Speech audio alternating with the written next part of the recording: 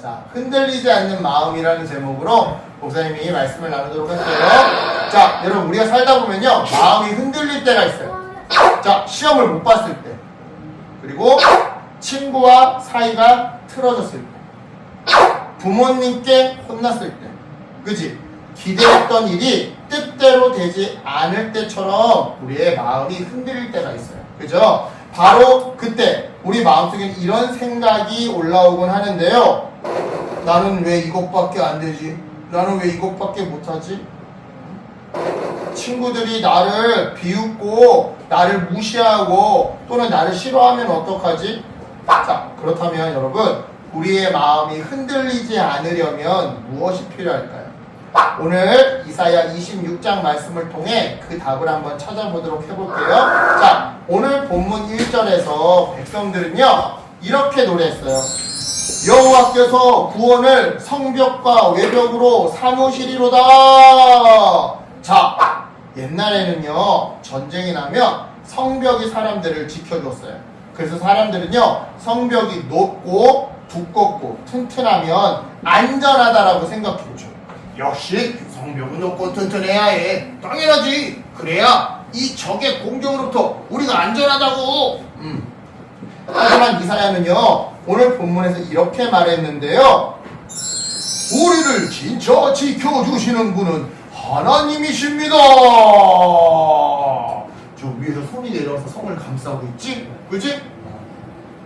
자, 오해하지 마세요. 이사야의 지금 이 말은요 성벽을, 그러니까 이 성벽을 쌓을 필요가 없다, 성벽이 필요 없다 이런 뜻이 아니에요.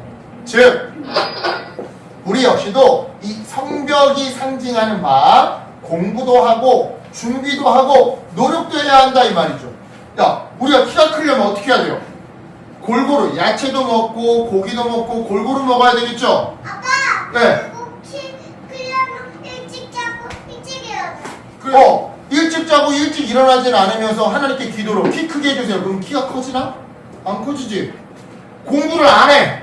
공부를 안 하면서 이번 시험 잘 보게 해주세요. 그러면 시험 성적이 오르나? 안 오르지. 그치? 아니, 준비는 안 해. 내가 어떻게 하면 친구들이 기분 나빠하지 않을까 고민하고 행동은 안 해. 그러면서 내 멋대로 해. 야, 줄도 안 쓰고 친구들 것도 안 보면 몰래 먹고 막 이래. 그러면서 친구들이 나를 왜 미워하는지 모르겠어요. 이게 말이 돼? 안 되겠지. 자, 성벽은요 이러한 공부 또는 준비, 노력을 의미해요. 우리 역시 성벽으로 상징되는 공부, 준비, 노력도 하면서 기도해야 한다 이 말이죠. 자, 하지만 성벽보다 이러한 준비, 노력보다 먼저 하나님을 믿고 의지하는 것이 필요하고 또한 가장 중요하다는 것이 바로 이사야가 한 말의 진짜 의미였던 건데요. 한번 생각해 봅시다. 공부를 잘하면 안전할까요? 돈이 많으면 걱정이 없을까요? 친구가 많으면 외롭지 않을까요? 친구가 많으면 안 외로워요? 친구가 많아도 외로워요. 친구가 많아도 깊이 있는 친구는 없을 수 있어. 맞습니다. 친구가 많으면 뭐해? 친구가 내 대신 아파주나? 친구가 내 대신 시험 봐주나?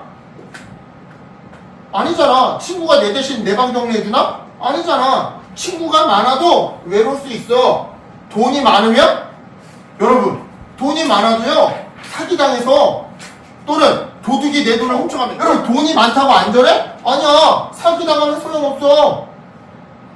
돈이 많아도 훔치면 누가 훔쳐가면 소용없어.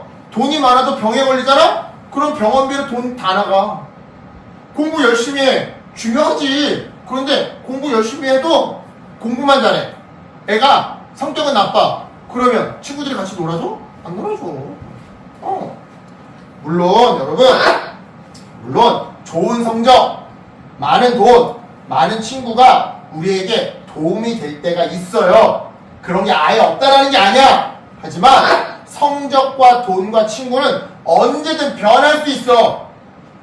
성적은 좋았다가 나쁠 수 있어. 돈은 많이 가지고 있다가 없을 수도 있어. 친구들이 떠날 수도 있어. 꼭 내가 잘못해서가 아니라 우리가 이사 가면 친구들 못 만나잖아.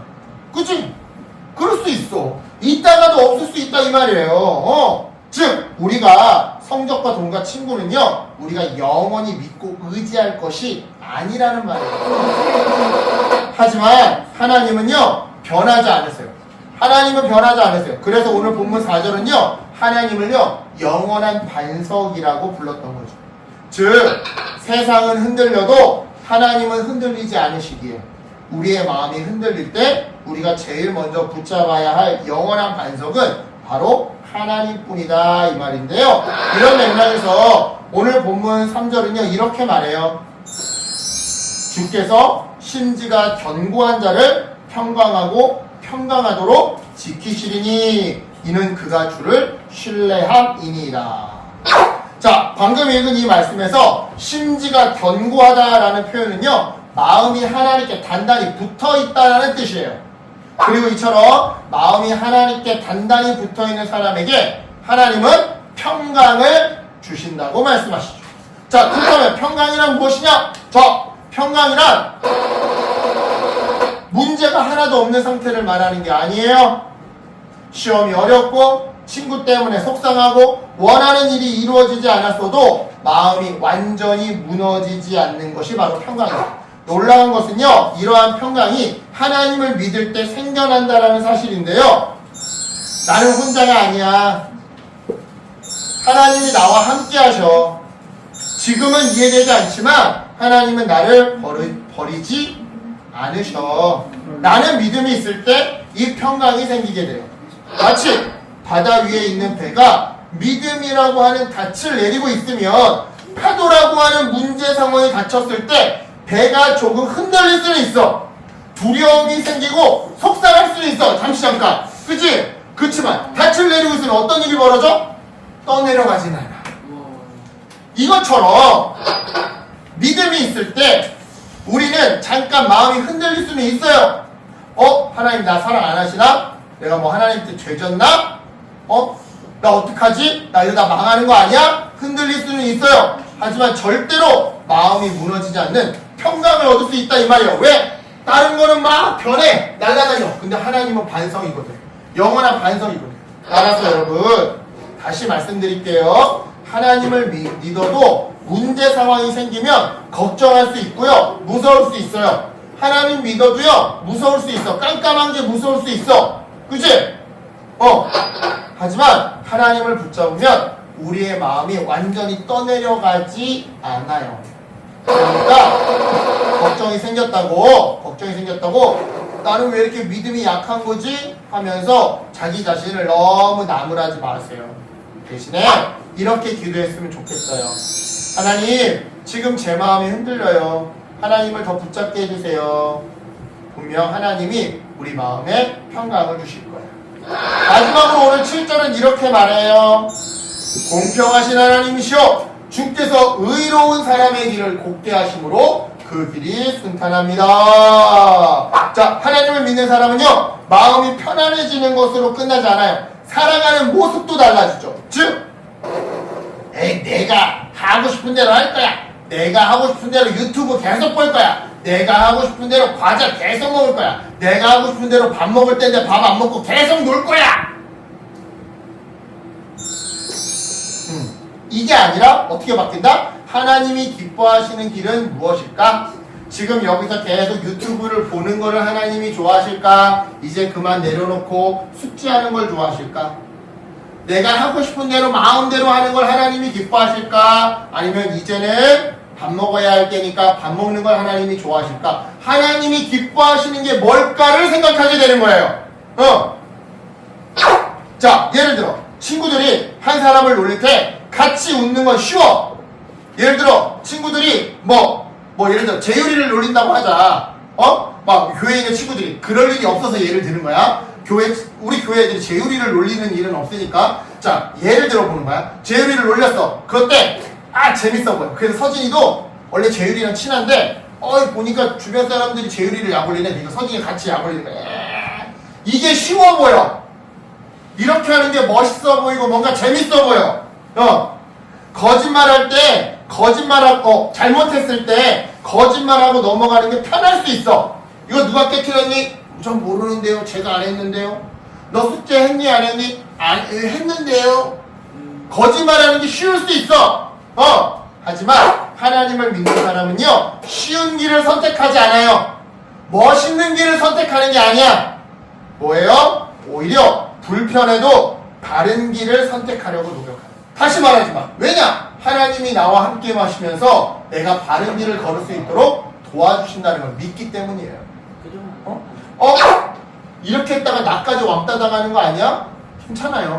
우리한테 믿음이 있어요. 하나님이 나와 함께 하시면서 힘과 지혜와 능력을 주신다는 믿음이 있어요. 이렇게 하면 나만 대통령 나는 거 아니야? 나 핸드폰 다 잘리고 나 노는 시간도 다 잘리는 거 아니야? 괜찮아요. 하나님이 도와주신다니까요.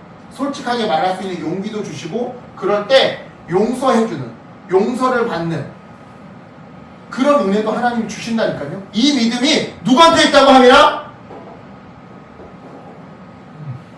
우리에게 있다. 우리에게. 따라서 여러분, 하나님을 믿는다라는 것은요, 하나님이 알아서 다 해주시겠지. 숙제하기 싫어. 공부하기 싫어. 방 정리하기 싫어. 연습하는 것도 싫어. 그냥 기도하자. 하나님, 방 정리하기 싫으니까 하나님 방 청소해주세요. 하나님, 나 숙제하기 싫은데 엄마 아빠한테 숙제했다고 뻥 쳤는데 엄마 아빠가 모르고 넘어가게 해주세요. 그래서 게임하게 해주세요. 이런 게 아니다 이 말이야. 그런 거 기도하는 거 아니야. 하나님을 신뢰하기 때문에 두려워도 바른 길을 걸어가는 것이 바로 믿음이에요. 그런 의미에서 말씀드려요. 여러분, 살아가다 보면 우리 마음을 흔드는 일이 계속 생길 거예요. 성적 문제가 생길 수 있고요. 가족 문제가, 친구 문제가 생길 수 있고요. 그리고 가정 안에 문제가 생길 수 있고요. 진로 문제가 계속해서 우리에게 찾아올 거예요. 그때 기억하세요. 세상은 흔들려도 하나님은 결코 흔들리지 않으셔요. 그리고 흔들리지 않는 하나님을 붙잡는 사람에게 하나님은 평강을 주시고 또한 바른 길을, 바른 선택을 할 수 있도록 힘과 지혜와 용기와 은혜를 주세요. 그러니까 여러분, 이번 한 주 동안 마음이 흔들릴 때 여러분 잠깐이라도 이렇게 기도해 봤으면 좋겠어요. 하나님, 제 마음을 붙잡아 주세요. 상황보다 하나님을 더 신뢰하게 믿게 해주세요. 그리고 제가 바른 길을 선택할 수 있게 해주세요. 이 믿음으로 흔들리는 세상 속에서도 하나님을 붙잡고 바른 길을 걸어가는 우리 모두가 되기를 예수님의 이름으로 축복합니다. 아멘. 기도할게요. 하나님 감사합니다.